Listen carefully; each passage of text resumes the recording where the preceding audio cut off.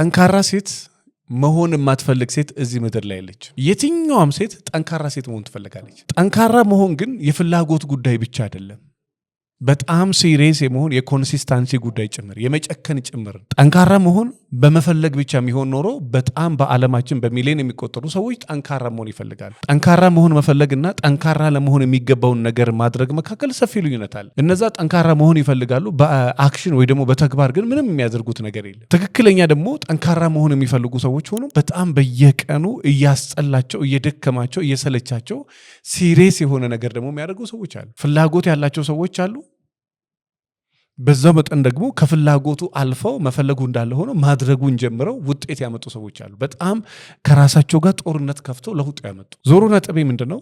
የትኛውም ሴት ጠንካራ ሴት መሆን ትፈልጋለች። በጣም ለባልና ለሚስት ሴት ልጅ እንዴት ጠንካራ ሴት መሆን እንዳለባት፣ እንዴት ጭንቀቶቿን አራግፋ በጣም የተባረከ በጣም ሰላም በጣም ጥሩ ትዳር መምራት እንደምትችል ሊንክ በጣም ለብዙዎቻችሁ እየላክ ነው። ምናልባት አንቺም ከሆንሽ በጣም ስትረሶችን ማስወገድ የምትፈልጊ ከሆነ ከጭንቀት ነፃ የሆነ ህይወትን መምራት። ጭንቀት አይጠፋም፣ ነገር ግን እንዴት ማኔጅ ማድረግ ይችላለሁ?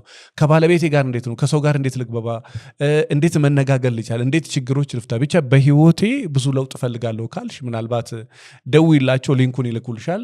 ስለ ጠንካራ ሴትን በደንብ ዲቴል እዛ ላይ አውርቻለሁ። ዛሬ ግን ስለ ጠንካራ ሴት አንዳንድ ነገር ልበልሽ። ጥንካሬ ውስጣዊም ነው ውጫዊም ነው። ውስጣዊ ጥንካሬ አለ፣ ውጫዊ ጥንካሬ አለ። ኢኮኖሚካሊ ሰው ይጠነክራል፣ በስሜት በአይምሮ በሰውነት በአመለካከት ሰው ይጠነክራል። ጥንካሬ በአንድ ነገር ብቻ አይደለም።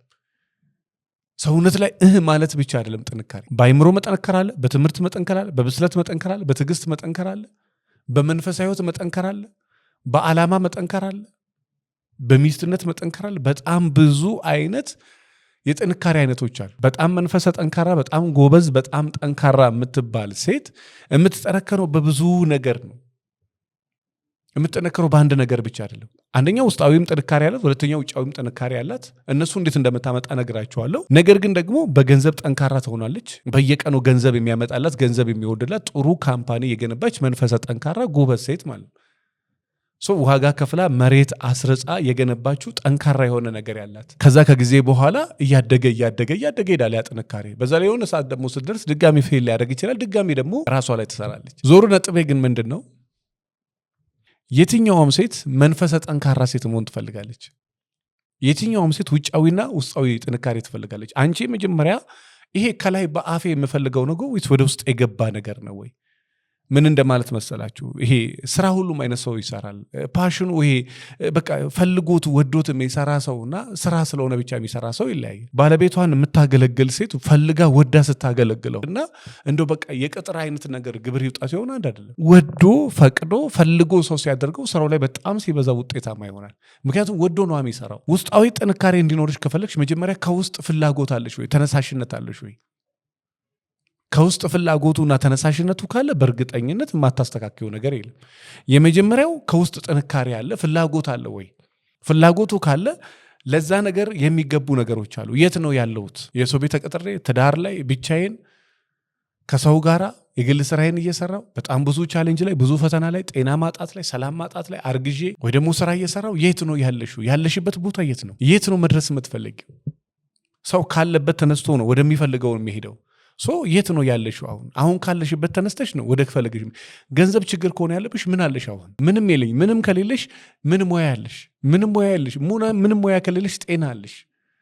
ምንም ጤና ከሌለሽ ደግሞ መቼም አይምሮሽ ያስባል። በጤና ሳይኖር አይምሮ እያሰበ መስራት አይቻልም። በርግጥ ግን ነገር ግን ማሰብ ትችያለሽ። መጀመሪያ ይሄን ነገር ላስቀድመው፣ ጤናዬን ላስቀድም፣ ከዛ በኋላ ወደ ስራ ወጣል። ካለችበት መነሳት ትችላለች። ነጋዴም ከሆነች ከንግድ ቦታ መነሳት ትችላለች። ባለትዳርም ከሆነች ከትዳር ቦታ፣ አራስ ቤት ያለችም ሴት ከአራስ ቦታ፣ ነፍሰ ጡር ሆነ ያለችም ሴት ደግሞ ነፍሰ ጡር ከሆነችበት ቦታ ላይ ከዛ ተነሳ ወደምትፈልገው አቅጣጫ መሄድ ትችላለች። ጥንካሬ በአንድ ቀን የምትገነቢው ሳይሆን በሂደት የሚመጣ ነው። በሂደት በየቀኑ በመስራት በየቀኑ በማቀድ በየቀኑ በማድረግ በሂደት የሚመጣ ነው እንጂ በአንድ ጀንበር የምታመጣው አይደለም። በአንድ ጀንበር ጥንካሬን አታመጪውም። ስለዚህ ምን ላድርግ ብለሽ ካልክ መጀመሪያ የት ነው ያለሽው? በገንዘብ የት ነው ያለሽው? በጤና የት ነው ያለሽው? በትምህርት የት ነው ያለሽው?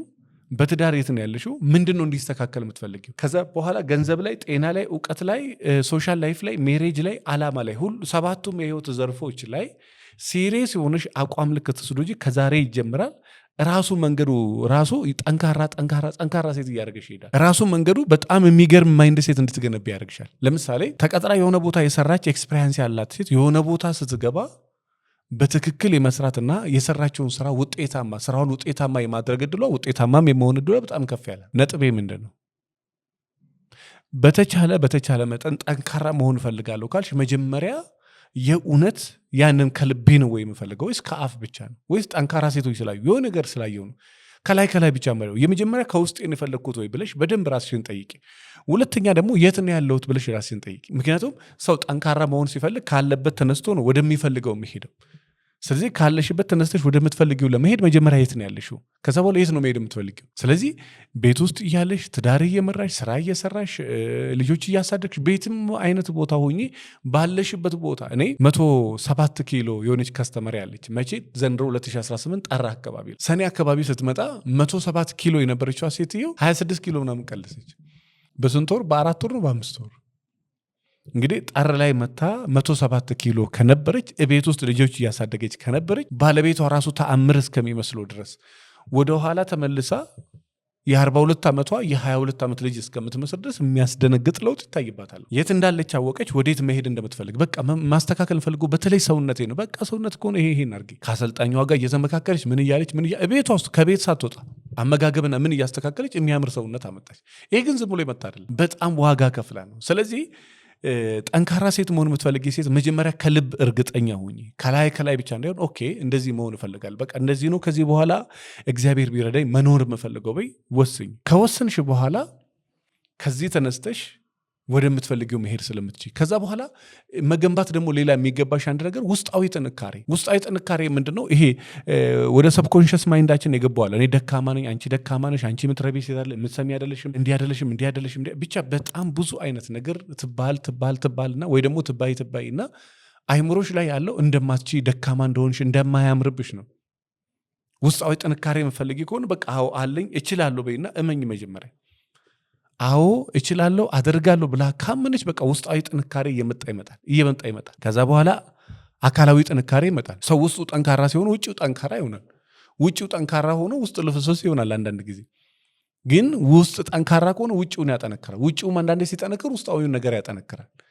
ስለዚህ መንፈሰ ጠንካራ ሴት መሆን የምትፈልጊ ከሆነ ውስጣዊና ውጫዊ ብለሽ ከፋፊው። ውስጣዊ ጥንካሬ በቃ መጀመሪያ ማመን ጠንካራ ሴት እንደሆንሽ፣ ሃይማኖተኛ እንደሆንሽ፣ ጎበዝ እንደሆንሽ፣ መስራት እንደምትችይ፣ ማግኘት እንደምትችይ፣ መለወጥ እንደምትችይ፣ መቀየር እንደምትችይ፣ ልጆች ማሳደግ እንደምትችይ፣ ሚስት መሆን እንደምትችይ ለአይምሮሽ በደንብ ከነገርሽውና እርግጠኛ ከሆንሽ በኋላ ከዛ በኋላ ያ ውስጥ ያለው ነገር ወደ ውጭ ይመጣል። ከዛ ሳታስቢው በቀላሉ በጣም መንፈሰ ጠንካራ፣ በጣም ጎበዝ፣ በጣም አስተዋይ ሴት ሆንሽ ቁጭ ትያለሽ።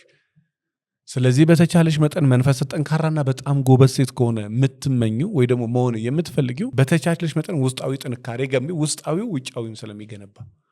ከዛ በተረፈ ደግሞ የት ነው ያለሁት ብለሽ አስቢ። ከዛ በኋላ ወደምትፈልጊው ነገር ተንቀሳቀሽ። ካለችበት ተነስታ ወደምትፈልገው የምትንቀሳቀስ ሴት ራሱ መንገዱ ነው ጠንካራ የሚያደርጋት። ራሱ ፕሮሰሱ ጠንካራ ሴት እያደረጋት ይመጣል። ራሱ መንገዱ እንደዛ ከሆነ በጣም መንፈሰ ጠንካራ፣ በጣም ጎበዝ፣ በጣም አስተዋይ ሴት የምትሆኝ። ስለዚህ በተቻለ መጠን መንፈሰ ጠንካራ በጣም ጎበዝ መሆን የምትፈልጊ ከሆነ ከዛሬ ጀምሪ። ትምህርቱን ከዛሬ ጀምሪ፣ ማንበቡን ከዛሬ ጀምሪ፣ ስፖርቱን ከዛሬ ጀምሪ፣ መጸለዩን ከዛሬ ጀምሪ፣ ማቀዱን ከዛሬ ጀምሪ፣ ገንዘብ ሴቭ ማድረጉን ከዛሬ ጀምሪ፣ መስራቱን ከዛሬ ጀምሪ። ከዛ በኋላ የዛሬ ወር ልክ ስንገናኝ በጣም ብዙ ነገር ቀይረሻል። በየቀኑ በጣም ትንሽ ነገር በመቀየርሽ በወሩ መጨረሻ ላይ በጣም ብዙ ነገር ቀይረሻል። ስለዚህ በጣም መንፈሰ ጠንካራ፣ በጣም ጎበዝ፣ በጣም አስተዋይ ሴት መሆን እፈልጋለሁ ብለሽ የምትይ ከሆነ ከፋፊያቸው ውስጣዊ ጥንካሬ አለ፣ ውጫዊ ጥንካሬ አለ። ከዛ በተረፈ ዛሬ ማድረግ ያለብኝ ነገር አለ። ማታ ደግሞ ካደረግኩ በኋላ ማታ ራስን መገምገም ደግሞ ይባላል። ዛሬ አድርጋ የዛሬ ወር ደግሞ ራስን መገምገም የሚባል ነገር አለ። ካልገመገምሽው እያረኩ ነው ትያለሽ፣ ላታደርጊው ትችያለሽ። አንዳንድ ቀን ያዝ፣ አንዳንድ ቀን ለቀቅ ልታደርጊው ትችያለሽ። ግን በጣም ሲሪየስ ሆነሽ ሌላ ነገር ላይም እንደዛ ትጨክኛለሽ። ስራ ላይ ስትወጪ እንደዛ ትጨክኛለሽ። እኔ አንድ ከስተመሬ እባክሽን መንፈሰ ጠንካራ ሴት ሁኚ ያለበለዚያ ወጥተሽ ትከስሪያለሽ። ባለቤቷ ለምና በቃ 5 ሚሊዮን ተቀበለችው። 5 ሚሊዮኑ ከሰረ። አሁን አርፋ ቁጭ ብላለች ቤት ውስጥ። አትወጪ በቃ አርፈሽ ቁጭ በይ ተብላ። መጀመሪያ ግን መንፈሰ ጠንካራ ሆና በደንብ አስባ በደንብ ሪሰርች ሰርታ ቢሆን ዛሬ ቲክቶክ ላይ ራሱ ሰው ገብቶ ሰርች አድርጎ ምን ስራ ያዋጣኛል ብሎ ያጠናል። ከዛ በኋላ የሚያዋጣው ነገር ያደርጋል። ነገር ግን ያንን ነገር ሳያደርግ በታሪክ ዞሮ መንፈሰ ጠንካራ ሴት መሆን እፈልጋለሁ የምትይ ከሆነ መጀመሪያ ያለሽበትን ማወቅ፣ ከዛ በኋላ መሄድ የምትፈልጊውን ነገር እያንዳንዱ ነገር መጻፍ፣ ከዛ በኋላ በየቀኑ አንዳንድ ነገር ወደዛ ነገር ማድረግ። ከዛ በተረፈ ጥንካሬ ደግሞ የሰውነት ጥንካሬ አይደለም፣ የአይምሮ ጥንካሬ አለ። የአይምሮ ጥንካሬ እንዲኖርሽ በየጊዜው ኤክሰርሳይሶችን መስራት ትችያለሽ፣ ስፖርት መስራት ትችያለሽ፣ ማንበብ ትችያለሽ፣ ማቀር ትችያለሽ፣ በቂ ረፍት ማድረግ ትችያለሽ፣ በቂ ውሃ ማጠጣት፣ በጣም ብዙ ነገር ማድረግ ትችያለሽ። ስለዚህ በተቻለ መጠን በጣም መንፈሰ ጠንካራና ጎበዝ መሆን የምትፈልጊ ከሆነ ትልቁ ሀብት አይምሮሽም ጭምር ነው። በአይምሮም በስሜትም በሰውነትም ጠንካራ ስትሆኝ እንጂ ገንዘቡ ብቻ ቢያድግ ምን ዋጋ አለው? አንቺ ብቻ ሰውነትሽ ቢያድግ ምን ዋጋ አለው? አይምሮሽ ካላደገ። ስለዚህ ሁለንተናዊ ጥንካሬ ነው የሚያስፈልግሽ። ሁለንተናዊ ጥንካሬ እንዲያስፈልግሽ ደግሞ አሁን ሂጂና እስክርቢቶና ወረቀት ያዥ። ከዛ በኋላ ማሻሻል የምትፈልጊያቸውን እያንዳንዱ ነገር ጻፊያቸው። ከዛ መሆን የምትፈልጊያቸው እያንዳንዱ ጻፊ። ከዛ በኋላ በየቀኑ የሆነ ጠብታ ውሃ በርሜል ትሞላለች። ጠብታ ውሃ ጠብ እያለች ሌሊቱን ሙሉ እየተንጠባጠበች ታድርና ጠዋት በርሜል ትሞላለች። ስለዚህ ትንሽ ለውጥ ከዛ በወሩ መጨረሻ ላይ ትልቅ ለውጥ ያመጣል። ስለዚህ ይሄን አድርጌ በጣም አመሰግናለሁ። ስለ ትዳሬ መማከር አሊያም ስልጠና ፈልጋለሁ፣ ቤቴን የሰላም ቤት፣ ትዳሬን የሰላም ትዳር ማድረግ ፈልጋለሁ ብለሽ ካልሽ ከቻልሽ በአካል መተሽ፣ በአካል መምጣት ካልቻልሽ ግን ወደ 30 የሚሆኑ ብትመጪ የምታገኛቸው የምክር ሀሳቦችን ለአንቺም ለባለቤትሽም እልክላችኋለሁ። በተለይ የኛ ቤተሰብ ከሆንሽ ቀድመሽ የምትደውይ ከሆንሽ ለ100 ሴቶች ከ10 ሺህ ብር እስከ 100 ሺህ ብር የሚያወጣውን የምክር አገልግሎት በ1 ሺህ ብር ብቻ ነው። አሁኑኑ ደውይ። አመሰግናለሁ።